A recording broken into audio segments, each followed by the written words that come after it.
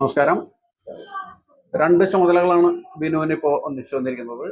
ഒന്നാം number service സഹകരണ ബാങ്കിന്റെ സെക്രട്ടറി ആയി ചാർജ് എടുത്തു. ഏതാണ്ട് അതേ സമയത്ത് തന്നെ കേരള കോഓപ്പറേറ്റീവ് എംപ്ലോയീസ് ഫ്രണ്ടിന്റെ സംസ്ഥാന പ്രസിഡന്റായിട്ടും ചാർജ് എടുത്തു. അഭിനന്ദനങ്ങൾ. സഹകരണ രംഗം പലവിധ പ്രശ്നങ്ങളെയും നേരിട്ടുകൊണ്ടിരിക്കുന്ന ഈ സന്ദർഭത്തിൽ ബാങ്കിനെ സംബന്ധിച്ചും അതുപോലെ തന്നെ സഹകരണ രംഗത്തെ സംബന്ധിച്ചുമുള്ള പദ്ധതികളും പ്രതീക്ഷകളും പങ്കുവെക്കുകയാണ് ബിനു കൗങ്കൽ.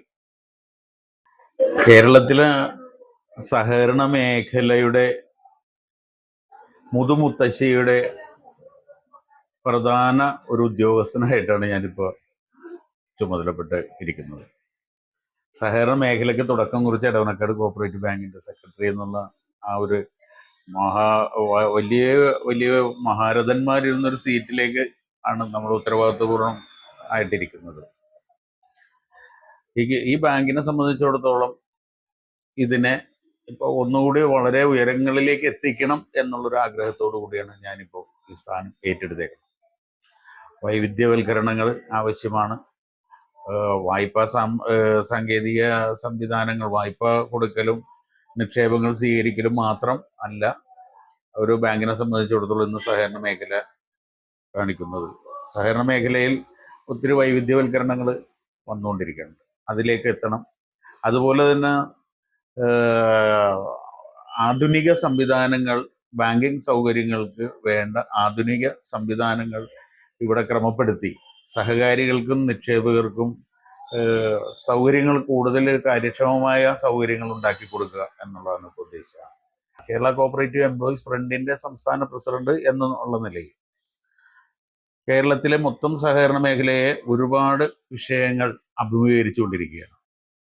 പ്രത്യേകിച്ച് കഴിഞ്ഞ കാലഘട്ടങ്ങളിലുണ്ടായ നമ്മളുടെ സഹകരണ പ്രസ്ഥാനത്തിലുണ്ടായ ഒരു വിശ്വാസ്യതയുടെ കുറവ്, അത് സഹകരണ മേഖലയെ ക്ഷീണത്തിലേക്ക് എത്തിച്ചു എന്നുള്ളതാണ്.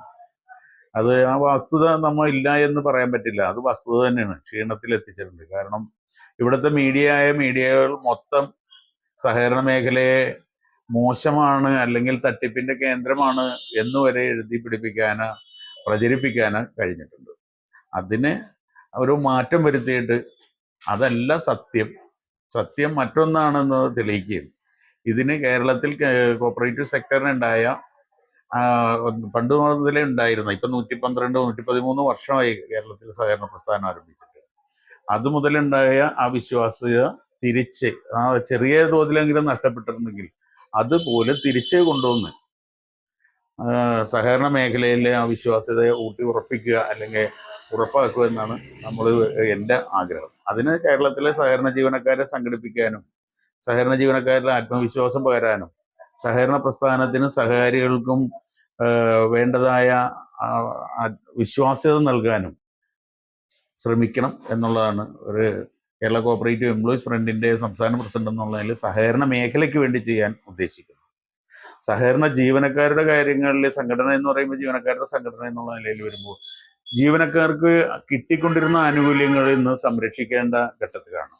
കാരണം കിട്ടിക്കൊണ്ടിരുന്ന ആനുകൂല്യങ്ങളെല്ലാം തന്നെ പലപ്പോഴും നഷ്ടപ്പെടുത്തുന്ന രൂപത്തിലേക്ക് കേരളത്തിലെ സഹകരണ രംഗവും അതിനെ ഒരു പരിധിവരെ വകുപ്പ് ഉദ്യോഗസ്ഥന്മാരും രാഷ്ട്രീയക്കാരുടെയും ഇടപെടൽ ഒരു പരിധിവരെ സഹകരണ മേഖലയ്ക്ക് ക്ഷീണമുണ്ടാക്കിയിട്ടുണ്ടെന്ന് തന്നെ പറയാതിരിക്കാൻ പറ്റില്ല. കഴിഞ്ഞ കുറെ കാലങ്ങളായി ഒരുപാട് കാര്യങ്ങളിൽ സഹകരണ ജീവനക്കാർക്ക് കിട്ടിക്കൊണ്ടിരിക്കുന്ന സമയബന്ധിതമായി കിട്ടിക്കൊണ്ടിരിക്കുന്ന അവകാശങ്ങൾ നഷ്ടപ്പെടുന്നു.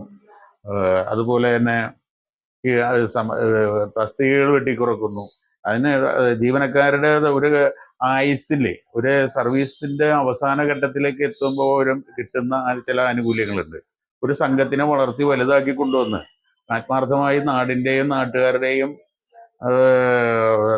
വിശ്വാസ്യത നേടിയെടുത്ത് ഓടി നടന്ന് ആത്മാർത്ഥമായ നിക്ഷേപങ്ങൾ പിരിക്കുകയും വായ്പ നൽകുകയൊക്കെ ചെയ്തു കഴിഞ്ഞ് ആ സ്ഥാപനം ഒരു 100 കോടിയിലേക്കൊക്കെ എത്തിക്കഴിയുമ്പോൾ പിന്നെ ആ ഉദ്യോഗസ്ഥന് താഴേന്ന് പിന്നെ ഒരു പ്രൊമോഷൻ വേണ്ട, കൊടുക്കാൻ പറ്റില്ല എന്നുള്ള ഒരു അവസ്ഥയാണ് ഇപ്പൊ പല നിയമങ്ങളും കൊണ്ടുവന്ന് വെക്കുന്നത്. അത് സഹകരണ മേഖലയ്ക്ക് ഗുണകരമല്ല. അത് ഒരു പരിധിവരെ ഉയർത്തിക്കൊണ്ടുവന്ന ആൾക്കാർക്ക് യാതൊരുവിധ ആത്മവിശ്വാസം നഷ്ടപ്പെടും. അപ്പൊ ഈ സഹകരണ മേഖലയിൽ ഒരു പരിധി കഴിഞ്ഞ് ഇനി അതൊരു വളരണ്ട എന്നുള്ളൊരു തോന്നൽ വരെ ജീവനക്കാരിൽ ഉണ്ടാക്കാൻ സാധ്യതയുണ്ട്. അതിന് നമുക്കൊരു മാറ്റം വരുത്തണം എന്നുള്ളതാണ് ഞാൻ ഉദ്ദേശിക്കുന്നത്. അതുപോലെ തന്നെ ജീവനക്കാർക്ക് കിട്ടേണ്ട ആനുകൂല്യങ്ങളും അവസരോചിതമായിട്ട് ലഭിക്കേണ്ട പ്രൊമോഷൻ പോലുള്ള കാര്യങ്ങൾ കൃത്യമായി ലഭിക്കണം. അവർക്ക് അത് കൊടുത്താലേ ഒരു മോട്ടിവേഷൻ ഉണ്ടായാൽ മാത്രമേ സംഘങ്ങൾ നല്ല നിലയിലേക്ക് ഉയരാൻ പറ്റുകയുള്ളൂ. ഒരു വിവരവും സഹകരണ മേഖലയെക്കുറിച്ച് ഒരു വിവരം പോലും ഇല്ലാത്ത പലരും സഹകരണ മേഖലയിലേക്ക് വകുപ്പ് തലത്തിലാകാം അല്ലെങ്കിൽ ഉപദേശക തലത്തിലോ വന്നിട്ട് ആ സഹകരണ മേഖലയ്ക്ക് ദോഷമായി മാറി എന്നുള്ള വസ്തുതയും കൂടി നമ്മൾ ഓർക്കേണ്ടതാണ്. ഇതിനെല്ലാം ഒരു മാറ്റം കേരള കോഓപ്പറേറ്റീവ് എംപ്ലോയീസ് ഫ്രണ്ടിന്റെ സംസ്ഥാന പ്രസിഡന്റ് എന്നുള്ള നിലയിൽ ഉണ്ടാക്കണം എന്നാണ് വിശ്വസിക്കുന്നത്.